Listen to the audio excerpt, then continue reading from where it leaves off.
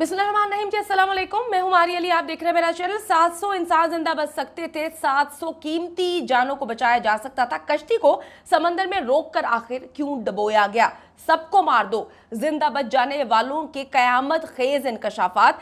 कश्ती 7 दिन समंदर में रही, लेकिन अचानक कैसे डूब गई? यानी कि जब किनारे पे आने लगी, यूनान पहुंचने लगी, तो अचानक से वहां पर डूब जाती है और इतनी कीमती जानें कैसे जाया हो जाती हैं? यूनानी कोस्ट गार्ड्स कश्तियां कैसे डुबोते हैं?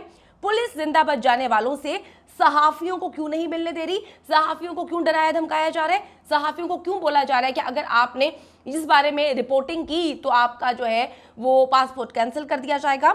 हमें किनारे पहुंचने से रोका गया। आखिरी 7 घंटे की कहानी जो है कुछ जिंदा बच जाने वालों की जुबानी आज की वीडियो में हम शामिल करेंगे।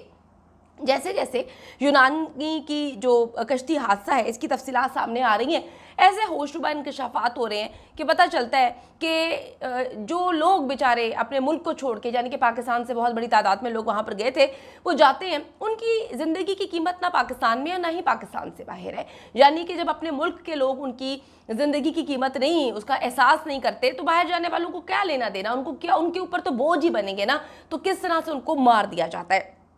अब ये तफसीलात जो है हादसे की सामने आ रही हैं। ऐसा दिखाई दे रहा है कि 750 इंसानों को जानबूझकर जो है वो कत्ल किया गया, जानबूझकर उनकी कश्ती को डुबोया गया, और चाहते थे कि ना मदद की जाए ना उनको जिंदा निकाला जाए। कोशिश ही ये थी कि वो सारे के सारे मर जाए। इन्हें कभी यूरोप पहुंचने ही नहीं देना था, बल्कि इंसानी स्मगलर्स ने यूनानी कोस्ट गार्ड से जो है वो सेटिंग की हुई थी। अभी पाकिस्तान में जो है वो तकरीबन 7-8 लोगों को गिरफ्तार किए, जो इस तरह से स्मगलिंग करते हैं, लोगों को इस तरह से बॉर्डर पार करवाते हैं और ख्वाब दिखाते हैं, अच्छे खासे पैसे लेते हैं, लेकिन वहाँ पर जाके जो है इनकी सेटिंग हुई थी। वहाँ पर कश्ती को डुबो दिया जाएगा और ये लोग वहीं पर मर जाएंगे और हादसा बनाकर जो है मामले को पेश कर दिया जाएगा। समंदर में डूबने से कबल पनाह गुज़ीरों की कश्ती 7 घंटे तक एक ऐसी जगह पर खड़ी रही। कश्ती डूबने के वाक़े के बारे में चंद जो है शवाहिद हासिल किए गए हैं। जो यूनानी कोस्ट गार्ड हैं, यानी कि कोस्ट गार्ड वो होता है जो साहिल पर तैनात मुहाफ़िज़ होता है, उनकी जानिब से दिए गए बयानात पर बहुत ज़्यादा शक व शुबहात है और ऐसे लग रहा है कि वो पूरी गेम खेल रहे हैं, वो झूठ बोल रहे हैं। इस इलाके में मौजूद दीगर बहरी जहाज़ों की नकलो हरकत के तज़िये से मालूम होता है कि जी गुंजाइश से ज़्यादा मुसाफिरों से भरी कश्ती समंदर में डूबने से कम अज़ कम 7 घंटे तक हरकत की बजाय जो है एक ही जगह पर खड़ी रहती है। पाकिस्तानियों को नीचे वाले हिस्से में रखा जाता है। 7-8 पाकिस्तानी पहले जो है वो फौत हो जाते हैं क्योंकि उनको भूखा पैसा रखा जाता है। वो प्यास से बिलख रहे थे, उनकी ना बात सुनी गई ना उनको पानी फराहम किया गया। अच्छा जी, जो डेटा भी हासिल हुआ, उस डेटा ने यूनान के सरकारी दावों को मशकूक करार दे दिया, जिनमें कहा गया है कि कश्ती को जो है कोई प्रॉब्लम नहीं थी, कोई मसला दरपेश नहीं था, और ये कि उन्होंने जो है मदद कबूल करने से इनकार किया था। वो कहते हैं कि हमने तो मदद करने की कोशिश की थी, लेकिन उन्होंने कहा जो कश्ती में सवार सारे थे कि हमें आपकी मदद नहीं चाहिए। ये कैसे हो सकता है कि अगर वो उनको लग रहा है कि उनकी ज़िंदगी तबाह बर्बाद हो रही है तो उनको मदद की ज़रूरत नहीं होगी? क्यों यहाँ पर झूठ बोल रहे हैं? कश्ती में कोई ट्रैकर मौजूद नहीं था, इसलिए वो कहते हैं जी नक्शे पर दिखाई नहीं दी। इन शवाहिद के बरक्स कोस्ट गार्ड अब भी अपने दावे पर कायम है कि इस दौरानिये में कश्ती इटली के रास्ते पर गामजन रही थी और उसे किसी मदद की जरूरत नहीं थी, यानी कि मुकम्मल तौर पे झूठ बोल रहे हैं। अच्छा, अगर अब ये झूठ नहीं बोल रहे हैं, कितनी अजीब सी बात है, तो फिर जो वहां पर मीडिया है उसको क्यों नहीं इस केस की, इस मामले की इन्वेस्टिगेशन करने दी जा रही, रिपोर्टिंग करने दी जा रही? जितने लोग वहां पर है उनको डराया धमकाया जा रहा है। जो न्यूट्रल इसकी रिपोर्टिंग करना चाह रहे हैं उनको कहा जा रहा है कि अगर तुम लोगों ने ऐसा किया तो हमारे पासपोर्ट कैंसिल कर देंगे, तुम्हारी जिंदगी अजीरन कर देंगे। ऐसा कौन करता है? अगर यह वाकया पेश आया है और इनकी गफलत नहीं है तो डेफिनेटली आप कहेंगे कि जी आए और रिपोर्टिंग करें। वो तो वैसे ही गैर कानूनी तरीके से मुल्क में दाखिल हो रहे थे। तो इस मामले से यह पता चलता है कि मशकूक चीजें हैं।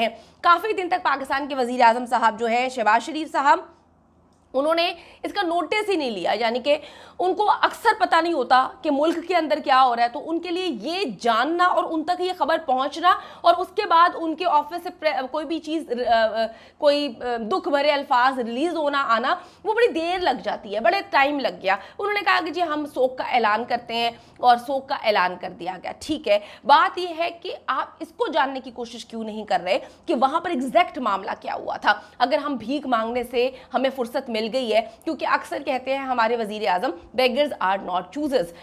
मैं अपने आप को बेगर नहीं समझती। अगर पाकिस्तान के लोग अपने आप को भिखारी समझते हैं तो वो उनका अपना इंडिविजुअल मामला है। अल्हम्दुलिल्लाह आई एम नॉट अ बेगर। मैं इस मुल्क में टैक्स पे करती हूँ, मेरे पैसों से जो है वो इस मुल्क में मेरे टैक्स से मामला चलते हैं, मैं यहाँ पर टैक्स पे करती हूँ, ठीक है। हम सारे यहाँ पर टैक्स पे करते हैं और हमारे टैक्स से जो है इन लोगों की, जो हमारी पुलिस है, ये जो मामलात हैं, इनको जो है तनख्वाहें मिलती हैं। तो अब हम बेगर्स तो नहीं हुए। दूसरी बात ये कि क्यों नहीं तहकीकात की जा रही। पाकिस्तान के कश्मीर से जो है वो लोगों को गिरफ्तार किया जाता है कि जी इन लोगों ने जो है उनको वहाँ पर भेजा, वो ठीक है, लेकिन वहाँ पर किस तरह से उनकी अमवात हुई, वो लोग तो जिंदा थे, मामलात वहाँ पर खराब हुए, उस बारे में क्यों नहीं बात की जा रही। पाकिस्तान के वजीर आजम को बात करनी चाहिए, लेकिन मुकम्मल तौर पर खामोशी। आपको बताते चलो कि यूनानी हुकाम का दावा है कि कश्ती में सवार अफराद ने कहा था कि उनको मदद की जरूरत नहीं है और कश्ती डूबने से पहले तक बज़ाहिर कोई ऐसा खतरा भी नहीं था जिसकी बुनियाद पर उनकी मदद की जाती। तो फिर अचानक से कश्ती कैसे डूब गई, एकदम से आग लग गई, क्या मामला हुए, क्या कोई वेल टच कर गई, किसने सुराख कर दिया कश्ती के अंदर कि वो डूब गई। अब जी इस वक्त यूनानी कोस्ट गार्ड्स और पुलिस ने तमाम मामले को मशकूक बना दिया है। नंबर 1, सही इंफॉर्मेशन नहीं दी जा रही और कोस्ट गार्ड्स जो है वो मुसलसल झूठ पर झूठ बोल रहे हैं। नंबर 2, जिंदा बच जाने वाले मुसाफिरों से सहाफियों को नहीं मिलने दिया जा रहा। क्यों नहीं मिलने दिया जा रहा?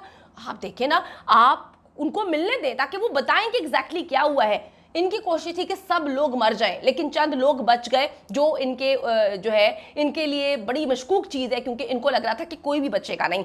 चंद मुसाफिरों ने कंफर्म किया है कि अचानक कश्ती रोक दी गई और 7-8 घंटे तक हमें जो है उस समंदर में मरने के लिए छोड़ दिया गया। और फिर कहते जी फिर अचानक से कश्ती जो है वो डूबना शुरू हो गई। हमें ये समझ नहीं आ रही थी कि 7 दिन से हमारी कश्ती नहीं डूबी, कोई प्रॉब्लम नहीं हुई, किनारे के पास आके हमारी कश्ती क्यों डूब रही है? ये बहुत बड़ा सवाल है, इस सवाल को नहीं उठाया जा रहा। मैं वजीर आजम पाकिस्तान शहबाज शरीफ साहब से और साबिक वजीर आजम पाकिस्तान इमरान खान साहब से अपील करूंगी, सर मैं फिर ये बात बोलूंगी कि एक बार आप अपने खिताब में इन लोगों के बारे में बात करें, क्योंकि आपके बुग़्ज़ में तो ये कुछ भी कर सकते हैं। आप एक बार इनके बारे में बात कर लेंगे, आप एक बार इनके बारे में ट्वीट करेंगे, आप एक बार जो है अक़वाम मुत्तहिदा को कहेंगे कि ये देखिए मामला क्या है, तो मैं आपको बता रही हूँ ये पीडीएम आपकी बुग़्ज़ में जो है इन्वेस्टिगेशन करवाएगी, सब कुछ आपकी बुग़्ज़ में हो रहा है। सिर्फ एक बार सर आप इस पर बात करें, आप इस पर बात करेंगे तो बहुत सारे लोगों का भला हो जाएगा। दूसरी बात, अब बात है कि मुसाफिर दावा कर रहे हैं कि एक रस्सी बांधकर कश्ती को गलत सिमत में हरकत करके डुबोया गया। एक शख्स तारिक हैं जिनके जहाज में 3 रिश्तेदार थे, उन्होंने जी CNN को बताया है कि उन्होंने यूनानी हुकाम को रस्सियों से कश्ती को खींचते हुए देखा, लेकिन उनका कहना है कि वो गलत जगह पर बंदी हुई थी जिसकी वजह से कश्ती उलट गई, यानी कि इसको उल्टाया गया। फिर उन्होंने कहा कि उनकी कश्ती अच्छी हालत में थी और यूनानी बहरिया ने उन्हें साहिल पर ले जाने की कोशिश की, लेकिन रस्सियां गलत जगहों पर बंधी हुई थी। जब यूनानी बहरिया ने उन्हें खींचने की कोशिश की, कश्ती उलट गई है।